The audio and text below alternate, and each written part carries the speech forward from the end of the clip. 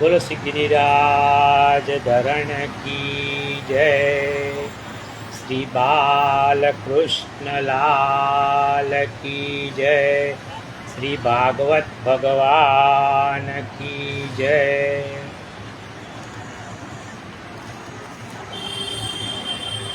मंगलाचरण।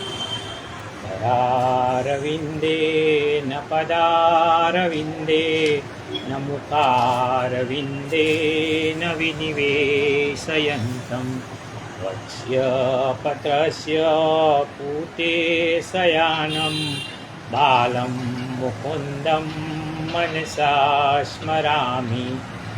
श्रीकृष्ण गोविन्द हरे मुरारे हे नाथ नारायण वासुदेव। जिह्वे पिबस्व मृतमेतदेव गोविन्द दामोदर माधवेति। विक्रेतु कामा किल गोपकन्या मुरारिपादार्पितचित्तवृत्ति। दद्यादिकं मो अवसादवोचद् गोविन्द दामोदर माधवेति। गृहे गृहे गोपवधू कदम्बा सर्वे मिलित्वा समवाप्य योगं। पुण्यानि नामानि पठन्ति नित्यं गोविन्द दामोदर माधवेति। सुखं शयाना निलये निजेपि नामानि विष्णो प्रवदन्ति मर्त्या। ते निश्चितं तन्मयतां व्रजन्ति गोविन्द दामोदर माधवेति।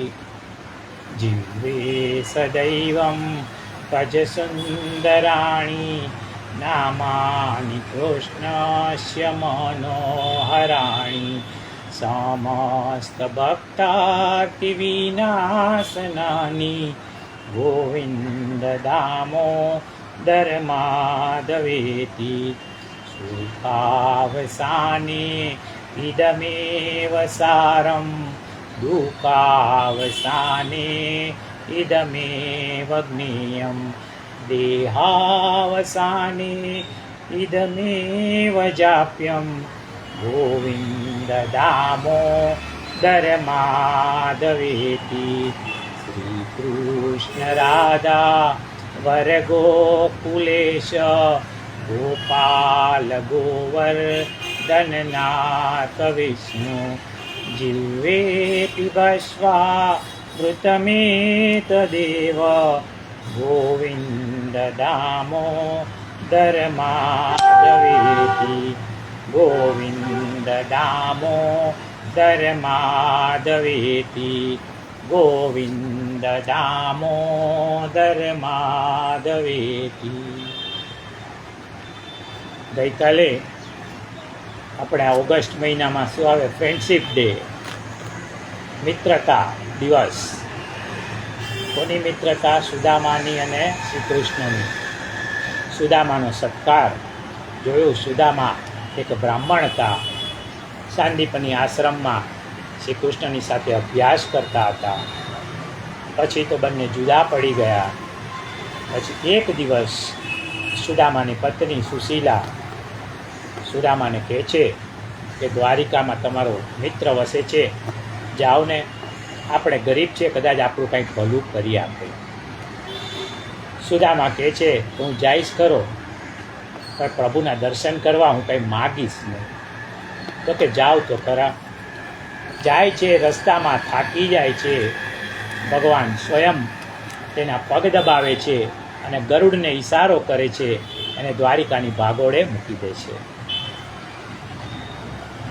દ્વારપાલ પાસે સુદામાજી આવે છે અને કહે છે કે દ્વારિકાધીશને સંદેશો આપો કે તેનો સાઢુ આવ્યો છે. દ્વારિકાધીશને દ્વારપાલ સંદેશો આપે છે કે સુદામા નામે એક તમારો મિત્ર છે એવું કહે છે, આવ્યો છે. પાવડી પહેરવા પણ ઠાકોરજી રોકાતા નથી અને દોડી જાય છે. રૂકમણીજી સોનાની કથરોટ લઈ આવે છે. સુદામાના પગ એમાં રાખવામાં આવે છે. રૂકમણીજી જલ લાવવાનું ભૂલી જાય છે. પ્રભુ પોતાના અશ્રુથી સુદામાના પગ ધુએ છે અને કહે છે કે મારા ભાભીએ મારા માટે શું મોકલાવ્યું છે. ત્યારે સુદામા શરમાઈને કહે છે કે 4 મુઠ્ઠી પૌવા છે. ત્યારે કહે છે કે લાવ, હું આરોગું છું. અને 4 મુઠ્ઠી પૌવામાં તેને સુદામાને બધો જ વૈભવ પ્રદાન કરે છે. અને એ સુદામા જે છે એ પાછા પોરબંદર આવે છે અને જુએ છે તો પોતાનો મહેલ કનકનો થઈ જાય છે, સોનાનો મહેલ થઈ જાય છે. પણ એ પણ કાંઈ પોતે રાખતા નથી, એનો વિનિયોગ કરી નાખે છે. ત્યાર પછી ભગવાન દ્વારિકામાં બિરાજતા હોય છે ત્યારે સૂર્યગ્રહણ આવે છે. ભગવાન નંદ યશોદાને પત્ર લખીને જણાવ્યું કે સૂર્યગ્રહણ વખતે અમે સૌ સ્નાન કરવા કુરુક્ષેત્ર જવાના છીએ. વ્રજવાસીઓ ગોપીઓ સૌને મળવાની ઈચ્છા છે, તો આપ બધા કુરુક્ષેત્ર આવો. બધા ગોપીઓ ત્યાં રસ્તામાં ઊભા છે કે ઠાકોરજીના દર્શન થઈ જાય. ત્યાર પછી તે નંદ બાવાને પગે લાગે છે. ત્યારે નંદ બાવા એક જ પ્રાર્થના કરે છે કે આવા સમયે મને મૃત્યુ આવી જાય તો કેવું સારું. કુંતા ફોઈ શ્રી કૃષ્ણને મળે છે. ત્યાર પછી વસુદેવજી નંદરાયને ભેટે છે. નંદરાયના ઉપકારોને યાદ કરીને અશ્રુ સારે છે. દેવકીજીને શ્રી કૃષ્ણના ઐશ્વર્યની કસોટી કરવાની ઈચ્છા થાય છે. દેવકીજી શ્રી કૃષ્ણને કહે છે કે તારા મરેલા 6 ભાઈઓને પાછા લાવીને મારી મનોકામના પૂર્ણ કરો. હું મારા પુત્રને જોવા ઈચ્છું છું. બલરામ અને શ્રી કૃષ્ણ યોગ માયાને સાથે લઈ જઈ અને બલિરાજા પાસે સુતલમાંથી 6 બાળકોને પાછા લઈ આવે છે. દેવકીજીના અમિદાવળના પાનથી અને ભગવાન શ્રી કૃષ્ણના સ્પર્શથી એ 6 બાળકોને પોતાના સ્વરૂપનું દર્શન થાય છે. ઋષિના શ્રાપને લીધે અસુરીઓનીને પછી દેવકીજીના બાળક તરીકે જન્મી અલ્પ આયુષ્યને સમજી ભગવાનને નમસ્કાર કરીને નિજધામ ચાલ્યા જાય છે. ત્યાર પછી સુભદ્રા હરણની વાત થાય છે. ભક્તોના હિત માટે નિર્ગુણ બ્રહ્મ સગુણ બને છે. પાણી અને બરફ એક જ છે, એમ સગુણ નિર્ગુણમાં કોઈ ફેર નથી. 10મ સ્કંદમાં જે પણ શ્રી કૃષ્ણની લીલા હતી એ બધીનું સ્મરણ કરી અખિલ બ્રહ્માંડમાં વ્યાપી રહેલા શ્રી કૃષ્ણ, જીવ માત્રના ઘટમાં વસી રહેલા શ્રી કૃષ્ણને વારંવાર વંદન કરી અને આપણે 10મ સ્કંદને ગઈકાલે વિરામ આપ્યો હતો. હવે આજે આગળ વધીએ. શ્રી કૃષ્ણાય નમઃ. સ્કંદ 11મો મુક્તિ લીલા. શ્રીમદ ભાગવતના 12 સ્કંદ એ શ્રીજી બાવાના 12 અંગો છે. ભાગવત એ પરમાત્માનું સ્વરૂપ છે. 11મા સ્કંદની કથાનું વર્ણન આ પ્રકરણમાં આવશે. 11મો સ્કંદ એ ભગવાનનું શ્રીમુખ છે અને એનું નામ છે મુક્તિ લીલા. મુક્તિ શરીરની નહીં હો, અરે શરીર તો રાખોડી થવાનું છે. મુક્તિ તો મનને અપાવવાની છે. મનને વિકારોથી મુક્ત કરવાનું છે.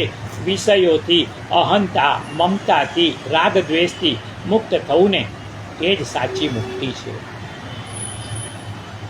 ભાગવતના 11મા સ્કંદમાં મુક્તિનો કિમિયો બતાવ્યો છે. મનુષ્યને જીવન મુક્ત બનવાના ઉપાયો આ સ્કંદમાં વ્યાસ મુનિએ કહ્યા છે. વ્યાસ પુત્ર ભગવાન શ્રી સુખદેવજી કહે છે, હે પરીક્ષિત, ભગવાન શ્રી કૃષ્ણએ બલરામજી અને યાદવોની સાથે મળીને ઘણા બધા દૈત્યોનો સંહાર કર્યો અને કૌરવ તથા પાંડવોમાં પણ વિનાશકારી ક્લેશ ઉત્પન્ન કરાવી ધરતીનો ભાર ઉતાર્યો. પરંતુ શ્રી કૃષ્ણએ વિચાર્યું કે જ્યાં સુધી યાદવ કુળા પૃથ્વી ઉપર છે ત્યાં સુધી પૃથ્વીનો ભાર ઉતર્યો નથી. યાદવો મારા ગયા પછી આ પૃથ્વી પર રહેશે ને તો લોકોને ત્રાસ આપશે. કારણ કે અનેક મહાન પરાક્રમી પુરુષોના સંહારથી યાદવોને પરાજિત કરી શકે ને એવું કોઈ બચ્યું નથી. અને તેથી જ યદુકુળ અત્યારે નિરંકુશ, ઉચ્છંખલ અને બેકાબૂ બની ગયું છે. તેથી મારે જ એમના નાશનો ઉપાય કરવો રહ્યો. વાંસનું વન છે ને પોતાના ઘર્ષણથી જ સળગીને નાશ પામે છે. એમ યાદવોના પણ પરસ્પરના સંઘર્ષથી નાશ થાય ને એવું કંઈક કરવું જોઈએ. જીવને છે ને ઉત્પત્તિ અને સ્થિતિમાં આનંદ છે, પરંતુ ભગવાનને તો લયમાં પણ આનંદ છે, કારણ કે ભગવાન આનંદ સ્વરૂપ છે. સુખદેવજીએ કહ્યું કે હે રાજન, ભગવાન શ્રી કૃષ્ણએ ઉપર પ્રમાણે નિશ્ચય કરી બ્રાહ્મણોના શ્રાપ દ્વારા યદુકુળનો નાશ કર્યો. પરીક્ષિત રાજાએ કહ્યું કે હે ભગવાન, યાદવો તો બ્રાહ્મણોના ભક્ત હતા અને શ્રી કૃષ્ણમાં અનન્ય મનવાળા હોવાથી સદગુણોથી પૂર્ણ હતા. છતાં કયા અપરાધને લીધે એમને બ્રાહ્મણોનો ઘોર શ્રાપ થયો?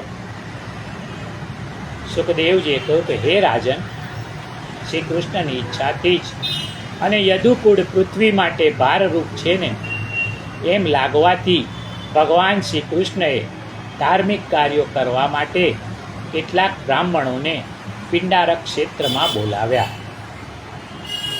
આ શ્રેષ્ઠ બ્રાહ્મણોમાં વિશ્વામિત્ર, આસિત, કણ્વ, દુર્વાસા, ભૃગુ, કશ્યપ, વામદેવ, અત્રિ, વશિષ્ઠ તથા નારદ વગેરે હતા. પોતાના બળ પરાક્રમથી વિવેકહીન બનેલા કેટલાક યાદવ કુમારો એક દિવસ રમતા રમતા પિંડારક ક્ષેત્રમાં ગયા, જ્યાં તપસ્વી બ્રાહ્મણો બિરાજમાન હતા. આ યદુકુમારોએ જાંબવતીના પુત્ર સાંબને સ્ત્રીના કપડાં પહેરાવ્યા અને બ્રાહ્મણોની પાસે જઈને પૂછ્યું કે હે ત્રિકાલદર્શી ભૂદેવો, આ સગર્ભા સ્ત્રીને પુત્ર થશે કે પુત્રી? બ્રાહ્મણોની ક્રૂર મશ્કરી કરનારા યાદવ કુમારોને ક્રોધાવેશમાં આવી અને બ્રાહ્મણોએ ઘોર શ્રાપ આપ્યો. એમણે કહ્યું, આ સ્ત્રી તમારા સંપૂર્ણ યાદવ કુળનો નાશ કરનાર મૂસળને જન્મ આપશે. બ્રાહ્મણોના ઘોર શ્રાપથી ભયભીત થયેલા કુમારો સાંબના પેટ પર બાંધેલું લોખંડનું મૂસળ લઈને ઘરે આવ્યા. શ્રી કૃષ્ણને આ વાત જણાવી પણ નહીં. શ્રાપને નષ્ટ કરવા મૂસળનું ચૂર્ણ કરીને સમુદ્રમાં ફેંકી દીધું. ચૂર્ણ કરતા બચેલો એક લોખંડનો ટુકડો સમુદ્રમાં માછલી ગળી ગઈ અને એ માછલી માછીમારની જાળમાં પકડાતા એના પેટમાંથી નીકળેલો એ શાપિત લોખંડનો ટુકડો એક પારધીની પાસે ગયો. પારધીએ આ ટુકડામાંથી એના બાણની અણી બનાવી બાણને સજાવ્યું. શ્રી કૃષ્ણ તો આ બધું જાણતા હતા. એમણે બ્રાહ્મણોના શ્રાપને માથે ચડાવ્યો, પરંતુ શ્રાપને મિથ્યા કરવાની કોશિશ ના કરી, ઈચ્છા પણ ન કરી. મૂસળના ચૂર્ણમાંથી સમુદ્ર કિનારે ધારદાર પાનવાળું ઘાસ ઉગ્યું. વસુદેવ સહિત બધા જ યાદવો બ્રાહ્મણોના શ્રાપથી ભયભીત હતા. એવામાં ફરતા ફરતા નારદજી દ્વારિકા પધાર્યા. નારદે જોયું કે વસુદેવ ઉદાસ છે. નારદે પૂછ્યું કે વસુદેવ, તમે ઉદાસ કેમ છો? વસુદેવે કહ્યું કે મારા મનને શાંતિ નથી. ભગવાનના પિતા કહે છે કે મને શાંતિ નથી. નારદે વસુદેવને કહ્યું કે તમારી શ્રી કૃષ્ણના પ્રતિ જે પુત્ર વૃત્તિ છે ને એ દૂર કરો. એ તમારો પુત્ર નથી, એ તો પરમેશ્વર છે. એવું માનીને શ્રી કૃષ્ણમાં ચિત્તને સ્થિર કરો તો તમને શાંતિ મળશે. નારદ છે ને દેવર્ષિ છે. નારદમાં 3 મહાન ગુણો છે. એક તો સર્વ મૈત્રી, બીજું સર્વહિતકારિતા અને ત્રીજું ગોવિંદની પ્રાપ્તિ કરાવવી. જેને નારદ મળે ને એને ભગવાન અવશ્ય મળે. પ્રહલાદને મળ્યા હતા. વસુદેવ ભગવાનના પિતા હોવા છતાં શ્રી કૃષ્ણને પુત્ર માનવાથી મુક્તિના અધિકારી બન્યા નથી. તેથી શ્રી કૃષ્ણ જે જગતના ગુરુ છે, કૃષ્ણં વંદે જગદ્ગુરુ, શ્રી કૃષ્ણ જે જગતના ગુરુ છે, છતાં અહીં વસુદેવના પુત્ર હોવાથી નારદજીને ગુરુ સ્થાને બોલાવી અને આજે પિતાને ઉપદેશ અપાવ્યો છે. વસુદેવે નારદને પૂછ્યું કે આપ મને આ જન્મ મૃત્યુના ચક્કરમાંથી મુક્તિ મળે ને એવો ઉપદેશ આપો. નારદ વસુદેવના પ્રશ્નથી પ્રસન્ન થયા. એમણે કહ્યું, તમારો પ્રશ્ન અતિ સુંદર છે, ભાગવત ધર્મને લગતો છે. હું તમને આ સંદર્ભમાં પૂર્વે નિમિ રાજા સાથે નવ યોગેશ્વરોનો જે સંવાદ થયો હતો ને એ કહું છું. આ નવ યોગેશ્વરો કોણ હતા? ભગવાનના અંશરૂપ શ્રી ઋષભદેવજીના વેદ પારંગત 100 પુત્રો હતા. એમાંના એક શ્રી ભરત હતા. ભરતજી મહાજ્ઞાની હતા. એમના નામ પરથી જ અજનાબ નામના ખંડનું નામ ભરતખંડ એટલે કે ભારત પડ્યું. બાકીના 99 પુત્રોમાંથી 9 પુત્રો મહાજ્ઞાની અને વિરક્ત હતા. એ 9 યોગેશ્વરોના કવિ, હરિ, અંતરિક્ષ, પ્રબદ્ધ, પીપલાદ, આરવીહોત્ર, દુમિલ, ચમસ અને કરભાજન આવા 9 નામ હતા. આ યોગેશ્વરો એકવાર વિદેહરાજ નિમિ રાજાને ત્યાં ગયા.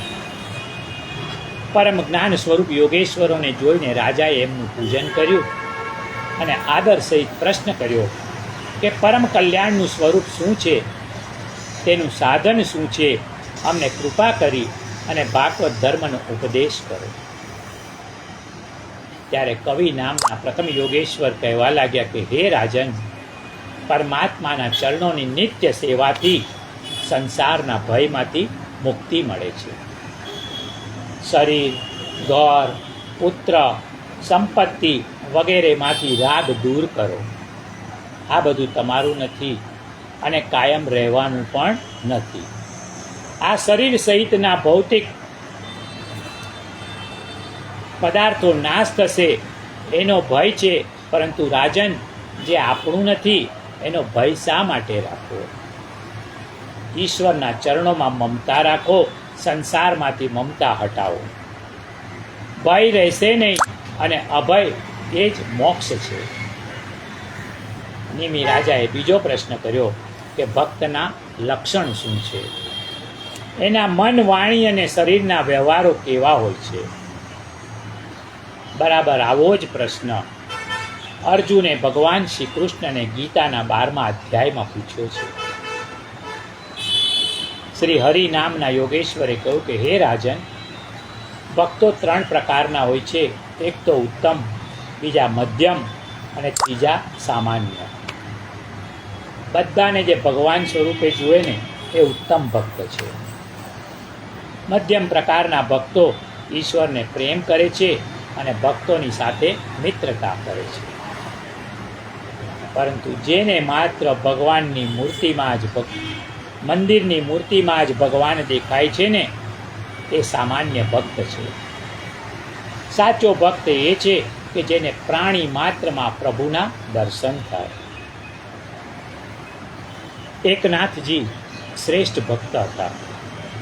તેઓ ગંગાજળ લઈ અને રામેશ્વર ભગવાનને ચડાવવા પગપાળા જઈ રહ્યા હતા.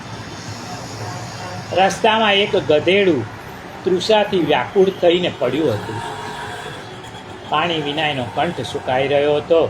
એકનાથજીએ મહાદેવજી માટે લાવેલું ગંગાજળ ગધેડાને પાયું અને ગધેડાને જીવત દાન મળ્યું.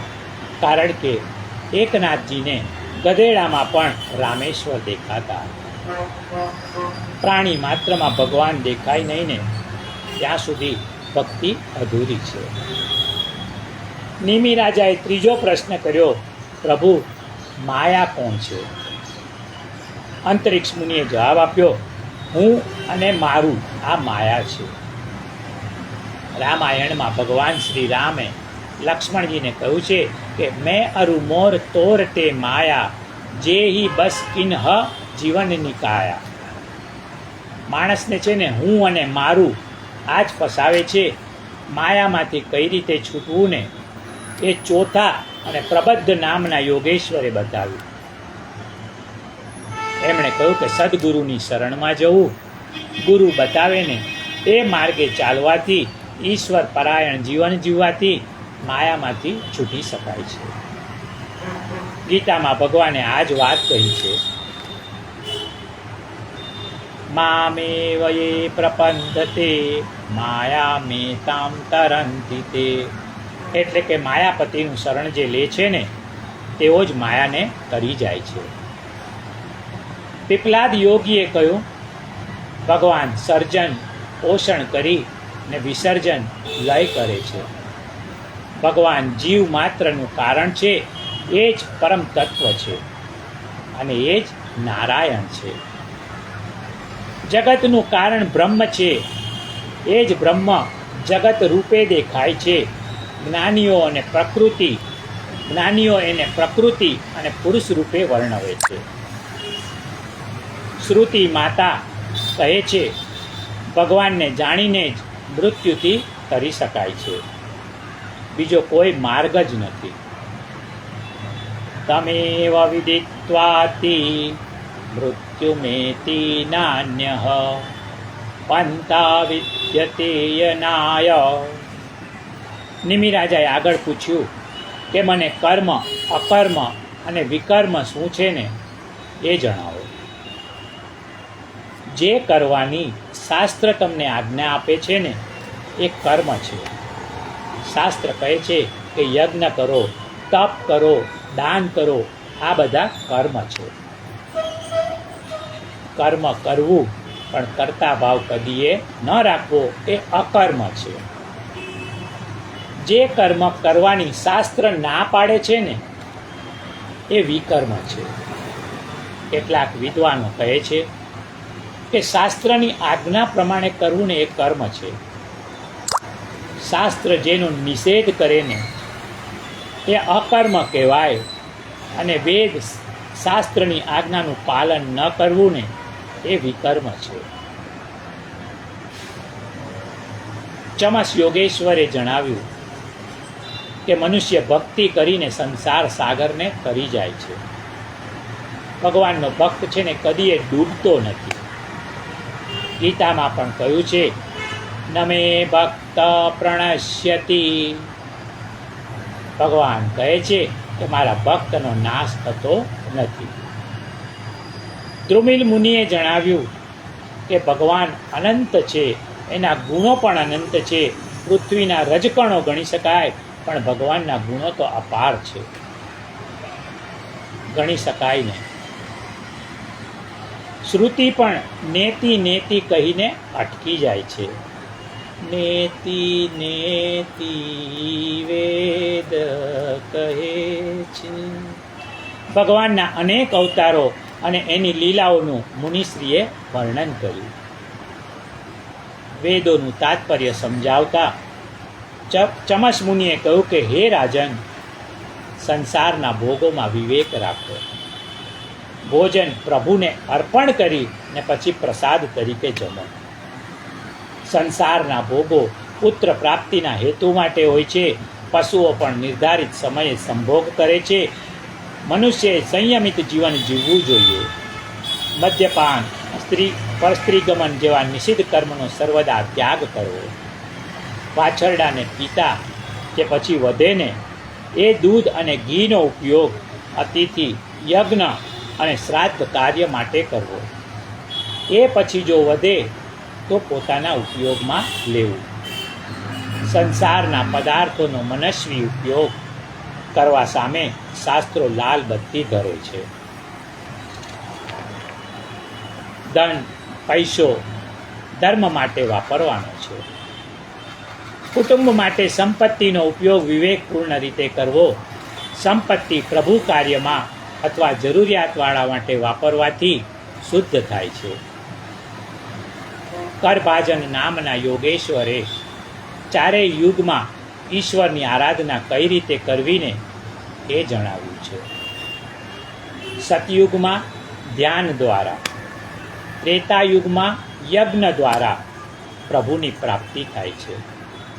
બીજાના માટે ઘસાઈ છૂટવું ને એ પણ એક યજ્ઞ છે.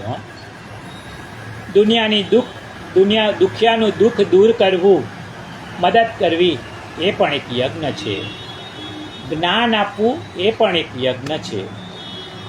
દ્વાપર યુગમાં ઉપાસના દ્વારા અને કલયુગમાં તો ફક્ત નામ સંકીર્તન દ્વારા મોક્ષ પ્રાપ્તિ થાય છે.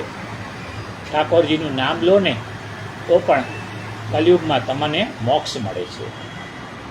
કલયુગમાં યોગ કરવો એ સુસંગત નથી. આ યુગનો ધર્મ છે નામ સંકીર્તન. એ જ તરવાનો ઉપાય છે. તમામ સંતોએ નામ સંકીર્તન પર ખૂબ જ ભાર મૂક્યો છે. શ્રી મહાપ્રભુજી આજ્ઞા કરે છે, તસ્માત સર્વાત્મના નિત્યમ શ્રી કૃષ્ણ શરણમ મમ સ્મરણમ ભજનમ ચાપી ન ત્યાજ્યમિતિ મે મતિ. ચતુશ્લોક. પરંતુ ફળ પ્રાપ્તિ માટે અનેક સંખ્યામાં જપ કરવા જોઈએ. આ પ્રમાણે યોગેશ્વરો અને નિમિ રાજાના સંવાદની કથા કહી નારદજી વસુદેવની વિદાય લઈ ગયા અને વસુદેવે શ્રી કૃષ્ણ પ્રત્યેની પુત્ર વૃત્તિ દૂર કરી અને ભગવાનમાં ચિત્ત પરોવ્યું.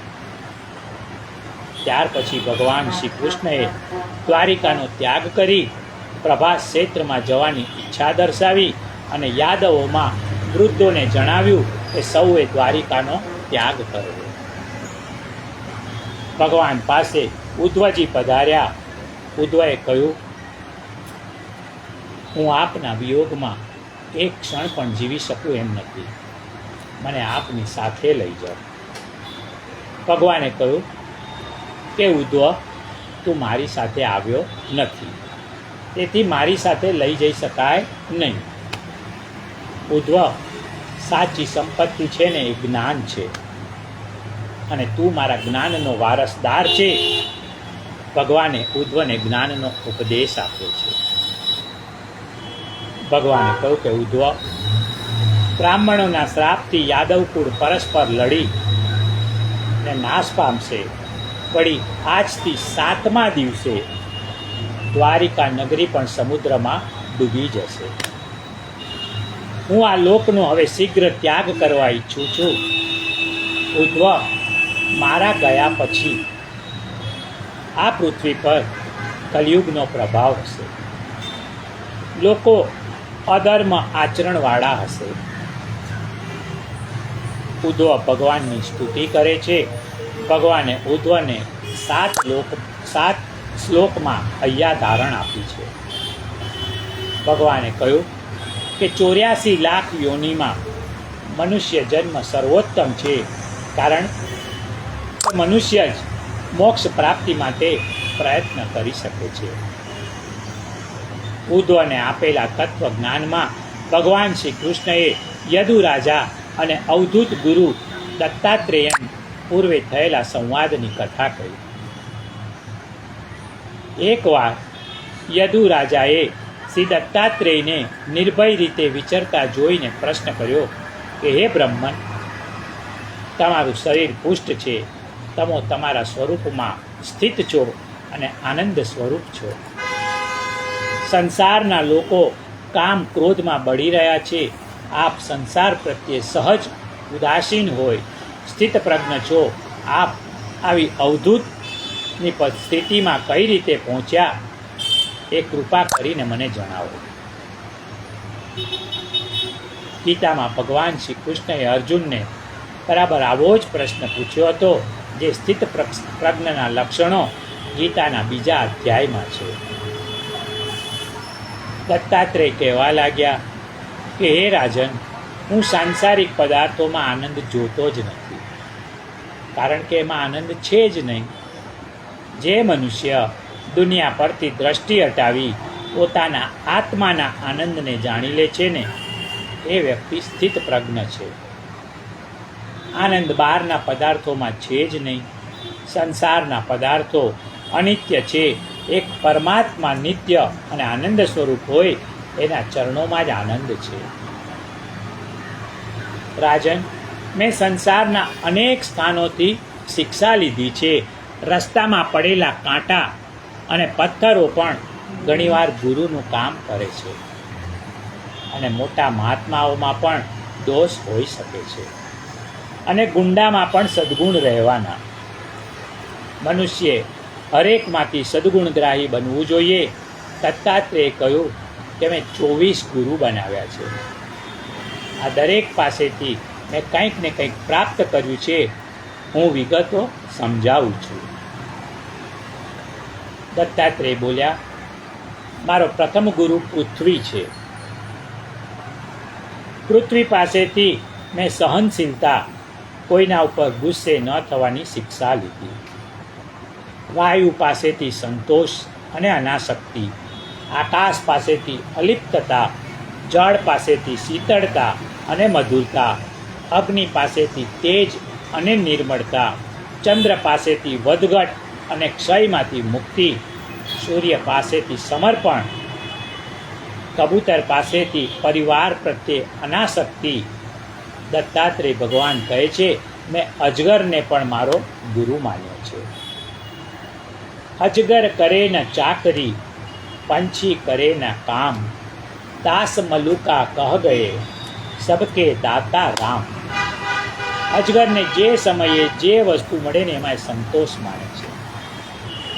જીવનમાં 3 જગ્યાએ સંતોષ માનવો અને 3 જગ્યાએ સંતોષ ન માનવો. જમવાનો સંતોષ માનવો, ભાવે ને એટલે વધારે જાપતી જવું એવું ન કરવું. દવા ગમે તેટલી સ્વાદિષ્ટ હોય ને, આપણે વધારે લેતા નથી. એમ અન્ન પણ જીવનને ટકાવવા માટેની ઔષધિ છે. જમવામાં થોડો વિવેક રાખવો જોઈએ. પૈસા કમાવામાં પણ સંતોષ રાખો. આખી દુનિયાની સંપત્તિ પણ આપણી પાસે આવશે ને, તોય સંતોષ વિવેક નહીં હોય ને, તો એ પણ ઓછું લાગશે. તેથી સંપત્તિ ભેગી કરવામાં પણ મર્યાદા બાંધવી. હવે ઘણું થઈ ગયું, વધારે ના જોઈએ. વિષય સુખમાં પણ સંતોષ રાખો, કારણ કે એનો કોઈ અંત નથી. 3 જગ્યાએ સંતોષ ન રાખવો. ભણવામાં સંતોષ ન રાખવો. જીવનના છેલ્લા શ્વાસ સુધી વિદ્યાર્થી રહો. દરરોજ નવું ને નવું શીખો. આજે તમે જુઓ છો, આપણા વડાપ્રધાન નરેન્દ્રભાઈ મોદી આ અવસ્થામાં, વૃદ્ધાવસ્થામાં પણ નવી નવી ભાષાઓ શીખે છે. જે દેશમાં જાય ત્યાં, જે સ્ટેટમાં જાય ત્યાંની ભાષા બોલી અને લોકોના મન જીતી લે છે. દાન કરવામાં સંતોષ ન માનો, મરતા સુધી દાન કરો. ભક્તિ કરવામાં સંતોષ ન માનો. એક ભાઈ મને કહેતા કે શાસ્ત્રીજી, મેં 1.25 લાખ રામ નામ લખ્યા છે, એની પૂર્ણાહુતિ કરવાની છે. શાસ્ત્રીજીએ કહ્યું કે તમે આજે બીડી પીઓ છો ને, એની પૂર્ણાહુતિ ક્યારે કરવાના છો? ભલા માણસ, જેની પૂર્ણાહુતિ કરવાની છે એની તો તમે કરતા નથી. અને રામ નામની પૂર્ણાહુતિ, રામ નામની પૂર્ણાહુતિ તો કદી હોતી હશે? અરે એ તો મર્યા પછી પણ બોલાશે. રામ બોલો ભાઈ, રામ. ભક્તિમાં સંતોષ ન કરવો. ભગવાનને કહો કે મારા જીવનના છેલ્લા શ્વાસ સુધી હું ભક્તિ કરીશ. દત્તાત્રેય ભગવાન કહે છે કે મેં માછલીને પણ મારો ગુરુ બનાવ્યો છે. માછલી સ્વાદને કારણે પોતાનો જીવ ગુમાવે છે.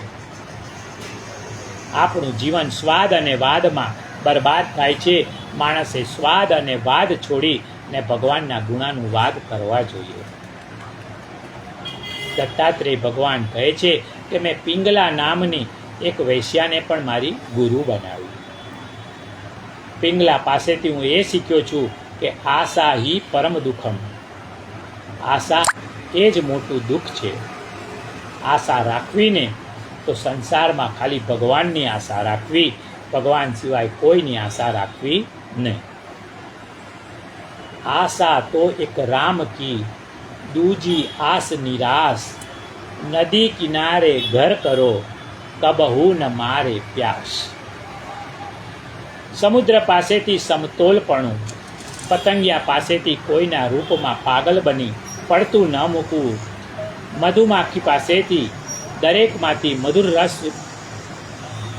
રસ રૂપી ગુણ લેવાનું. હાથી પાસેથી સ્પર્શ સુખમાં અંધ બની ત્રાસ વહોરી ન લેવાનું. બાળક પાસેથી અમાનીપણું, સરળતા વગેરે ગુણો મેં મેળવ્યા છે. આ ઉપરાંત પારધી, ઈયળ, કરોડિયો, ટીટોળી, કુંવારી કન્યા, પાણ બનાવનાર લુહાર જેવા પણ મારા ગુરુ છે. આ તમામના જીવનમાંથી હું કંઈક ને કંઈક શીખ્યો છું અને મારી બાહ્ય સ્થિતિના મૂળમાં આ તમામના ગુણોનું પ્રદાન ખૂબ જ મહત્વનું છે. દત્તાત્રેય બોલ્યા કે હે રાજન, આ 24 ગુરુ ઉપરાંત આ દેહ છે ને એ મારો 25મો ગુરુ છે. આ શરીર દુઃખરૂપી ફળ આપનાર છે, વળી પાછું નાશ પામનારું છે. તેમ છતાં શરીર દ્વારા તત્વજ્ઞાન પામી શક્યો છું. આ દેહથી મોક્ષ મળતો હોવા છતાં એ અનિત્ય છે. એક દિવસ ચપટી રાખોડી બની જશે, અથવા તો કાગડા, કૂતરા, મગર માછલીનો ખોરાક, એના સિવાય બીજું કાંઈ નથી. દેહના ગુણ વૃક્ષ જેવા છે. વૃક્ષ પડી જાય ને પણ બીજ મૂકીને જાય છે, એમ દેહ પણ વાસના રૂપી બીજ મૂકીને જાય છે. તેથી ફરી ફરી અને જન્મ મૃત્યુના ચક્કરમાં ભોગવવું પડે છે. માણસ માટે દેહ, ધનના ઉપભોગ માટે પત્ની, પત્નીથી પુત્ર અને પરિવારની જંજાળ આખી ઊભી કરે છે. અને ઓચિંતા એક દિવસ બધું છોડી અને દેહ પડી જાય છે. એ જોઈ મને વૈરાગ્ય અને વિવેક જાગ્યો. તેથી આ દેહને મેં મારો 25મો ગુરુ માન્યો. હે રાજન, મનુષ્ય દેહ અનિત્ય હોવા છતાં ચારેય પુરુષાર્થોની પ્રાપ્તિ કરાવનાર હોય દુર્લભ છે. તેથી આવા અમૂલ્ય શરીરને મેળવ્યા બાદ ફરી ફરી મરવું ન પડે એ રીતે એનો મોક્ષના સાધન તરીકે ઉપયોગ કરી લેવો ઘટે. દત્તાત્રેયની અદ્ભુત જ્ઞાન નિષ્ઠાને યદુ રાજાએ વંદન કર્યા. ભગવાન શ્રી કૃષ્ણએ ત્યારબાદ ઉદ્ધવને નિષ્કામ ભક્તિ, ગુરુ સેવાના લક્ષણો, જીવન મુક્તના લક્ષણો, ભક્તના લક્ષણો અને ભક્તિના સ્વરૂપનો ઉપદેશ આપ્યો. ભગવાન શ્રી કૃષ્ણએ ઉદ્ધવજીને કહ્યું, જેટલો હું સત્સંગથી વશ થાઉં છું ને એટલો હું બીજા કોઈ સાધનથી વશ થતો નથી. તેથી સત્સંગ કરો. ઉદ્ધવજીને ભગવાને ભક્તિના સાધનો સમજાવ્યા છે અને શિખામણ આપી કે જીવનને જો સાત્વિક બનાવવું હોય તો સાત્વિક વાતાવરણમાં રહેવું. ભોજન આદિ અને જીવવાની બધી ક્રિયાઓ સાત્વિક રહે ને એનું ધ્યાન રાખવું.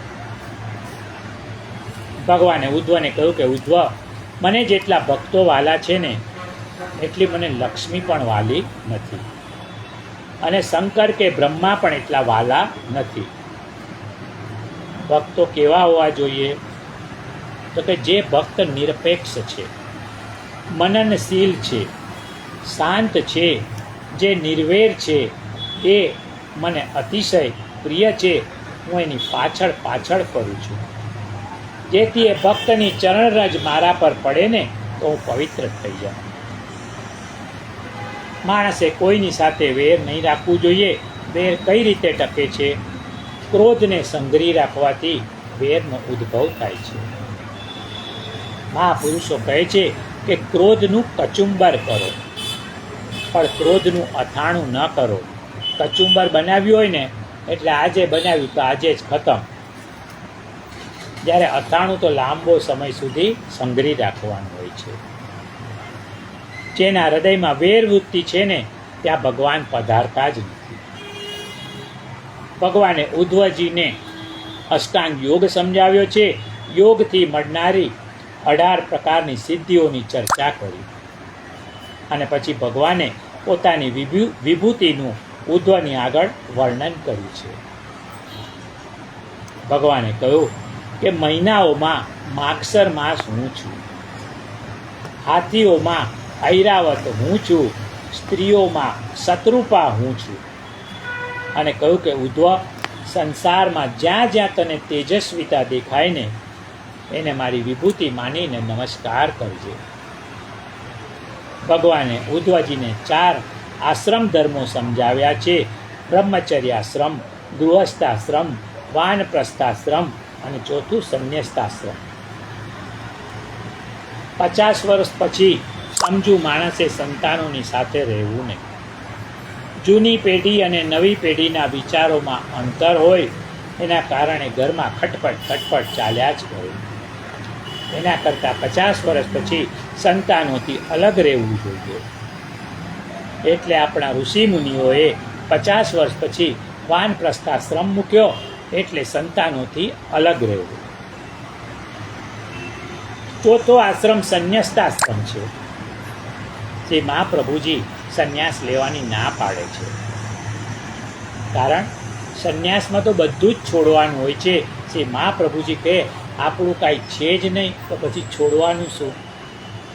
વૈષ્ણવ તો બ્રહ્મ સંબંધ લે ને ત્યારે જ બધું ઠાકોરજીને અર્પણ કરી દેતો હોય છે. એ કહે છે કે મારી પાસે જે કંઈ છે એ બધું પ્રભુનું છે, મારું તો કાંઈ છે જ નહીં, તો પછી છોડવાનો કોઈ પ્રશ્ન જ નથી. તેથી પુષ્ટિ માર્ગમાં છોડવાનું તો કોઈ વિધાન છે જ નહીં. ઠાકોરજી માટે સમગ્ર જીવન અર્પણ કરો, એનું નામ છે સંન્યાસ. ઉદ્ધવજીએ ભગવાનને કેટલાક પ્રશ્નો પૂછ્યા, જેવા કે પ્રભુ સુરવીર કોણ છે? ભગવાન કહે છે કે દુનિયાને જીતનાર એ સુરવીર નથી, પણ જે પોતાના સ્વભાવને જીતે ને એ સુરવીર છે. કેટલીક વાર આખી દુનિયાને જીતનાર માણસ પોતાના સ્વભાવ આગળ લાચાર થઈ જતો હોય છે. દરિદ્રી કોણ છે? ભગવાને કહ્યું કે જેના જીવનમાં સંતોષ નથી ને એ દરિદ્રી છે. ધનવાન કોણ છે? તો કે જે સદગુણોથી ભરપૂર છે એ ધનવાન છે. ભગવાને ઉદ્ધવને ભિક્ષુ ગીત, એલ ગીત સંભળાવ્યું છે અને છેલ્લે ભગવાને કહ્યું કે ઉદ્ધવ, તું જે કાંઈ કર્મો કરે એ મને સમર્પણ કર. વૈષ્ણવની તમામ ક્રિયાઓ ભગવાનને સમર્પિત હોય છે. એ મકાન બાંધે ને તો પણ ઠાકોરજી માટે, કારણ ફૂટપાથ પર તો ભગવાનની સેવા થઈ શકે નહીં. પૈસો કમાય તો પણ એ પ્રભુના કામ માટે વાપરવાના સંકલ્પથી જ કમાય છે. અને આ પ્રમાણે કરેલા કર્મોમાં કર્મબંધનનો કોઈ દોષ રહેતો નથી. ભગવાને ઉદ્ધવને સંદેશ આપ્યો છે કે ઉદ્ધવ, તું કોઈની ઈર્ષ્યા કરતો નહીં, કોઈની સ્પર્ધા કરતો નહીં, તું કોઈની ઉપેક્ષા કરતો. સામાન્ય રીતે આગળ વધેલા લોકોની લોકો ઈર્ષ્યા કરતા હોય છે, પરંતુ આપણા કરતાં સંપત્તિમાં, જ્ઞાનમાં, હોદ્દામાં કે ઉંમરમાં આગળ છે ને એની સાથે મૈત્રી બાંધો. એમની ઈર્ષ્યા ન કરો, એમનો આદર કરો. સમાન હોય એની સાથે સ્પર્ધા ન કરો, મૈત્રી બાંધો. જે લોકો સંપત્તિ, જ્ઞાન વગેરેમાં પાછળ છે એમની ઉપેક્ષા ન કરો, એમના પ્રત્યે હમદર્દી રાખો. આ બધા સુખી થવાના રાજમાર્ગ છે. ભગવાને ઉદ્ધવને કહ્યું કે ઉદ્ધવ, તને મેં જે જ્ઞાન આપ્યું ને એ જે અધિકારી હોય ને એને આ જ્ઞાન તું આપશે. શ્રી કૃષ્ણએ કહ્યું કે ગૃહસ્થી માણસે 5 પ્રકારના યજ્ઞો નિયમિત નિત્ય કરવા જોઈએ. બ્રહ્મયજ્ઞ, વેદ ઉપનિષદનો સ્વાધ્યાય કરવાથી આપણું ઋષિ ઋણ અદા થાય છે. પિતૃ ઋણ માટે પિતૃઓને તર્પણ શ્રાદ્ધ કર્મ કરવા. ત્રીજું, દેવ ઋણ માટે યજ્ઞ હોમ વગેરે ક્રિયા કરવી. ચોથું, મનુષ્ય ઋણ માટે દ્વારે આવેલ અતિથિનો સત્કાર કરવો, એને ભોજન કરાવવું. અને ભૂત યજ્ઞ એટલે પ્રાણી માત્ર પર દયા રાખવી, હિંસા ન કરવી, જંગલો ન કાપવા, ફૂલ ઝાડ કારણ વિના ન તોડવા, વૃક્ષારોપણ કરવું, ગાયની સેવા કરવી વગેરે યજ્ઞ કરવા જોઈએ. શ્રી કૃષ્ણએ ઉદ્ધવને ભિક્ષુ ગીતાનો બોધ કરતા જણાવ્યું કે ધન ભેગું કરવામાં 15 પ્રકારના અનર્થો થાય છે. એક તો ચોરી, હિંસા, અસત્ય બોલવું, દંભ, કામ, ક્રોધ, આ છ મોટા અનર્થો ધન મેળવવામાં થાય છે. અને એ મેળવ્યા પછીના અનર્થોમાં વિસ્મય, અહંકાર, ભેદભાવ, વેર, અવિશ્વાસ, સ્પર્ધા, દુસંગ, જુગાર અને મદ્યપાન, આ 15 દૂષણો ધનના મૂળમાં રહેલા છે. ભાગવત સ્પષ્ટ કહે છે કે અર્થ નામના અનર્થનો ત્યાગ કરવો. અર્થમાંથી નિપજનારા પરિણામો અનર્થકારી હોય છે.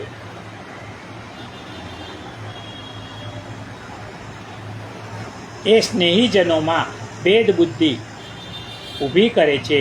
સામાન્ય રકમ માટે એક ભાઈ બીજા ભાઈનો શત્રુ બની જાય છે, કોર્ટમાં કચેરીમાં જાય છે અને સદાના માટે કુટુંબ છિન્ન ભિન્ન થઈ જાય છે. શ્રી કૃષ્ણએ આ પ્રમાણે ઉદ્ધવને ઉપદેશ કર્યો છે. આ સાંભળી ઉદ્ધવજીની આંખમાં પાણી આવ્યા. ભગવાનની વારંવાર પ્રદક્ષિણા કરી આંસુથી ભગવાનના ચરણ ધોયા. ઉદ્ધવે કહ્યું કે પ્રભુ, અત્યાર સુધી તો આપના દર્શન કરીને દિવસો પસાર કર્યા, પરંતુ હવે આપ સ્વધામ પધારી રહ્યા છો, ત્યારે મારે કંઈક અવલંબન જોઈએ, આધાર જોઈએ છે. કૃપા કરીને મને આપની પાદુકાઓ આપો.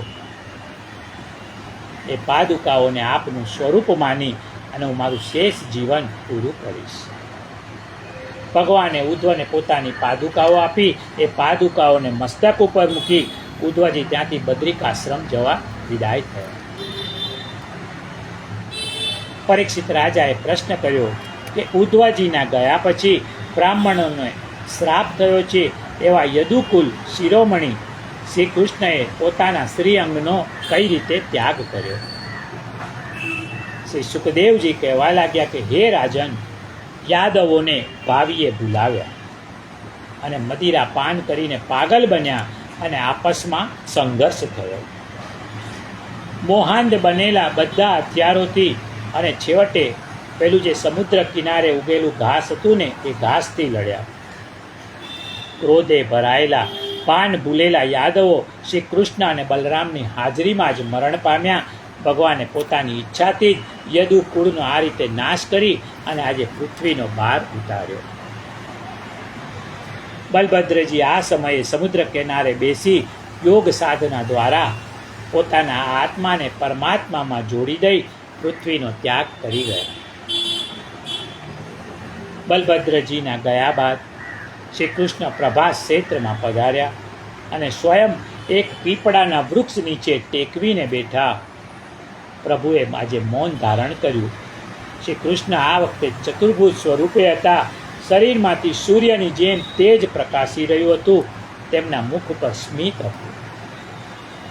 આ સમયે જરા નામનો એક પારધી ત્યાં આવી પહોંચ્યો. એ પારધી પાસે પેલા સાપિત મુસળના ટુકડામાંથી બનાવેલું બાણ હતું.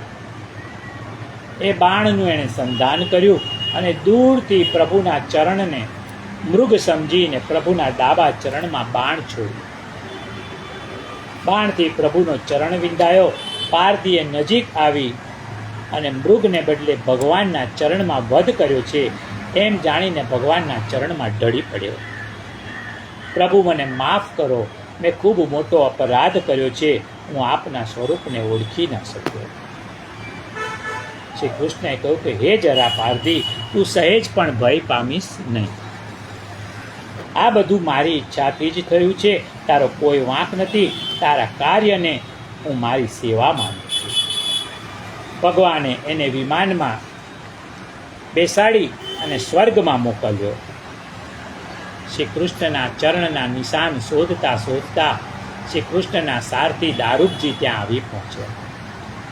દારૂકે સ્વામીના દર્શન કર્યા, રથમાંથી પડતું મૂક્યું અને શ્રી કૃષ્ણના ચરણોમાં ઢળી પડ્યા.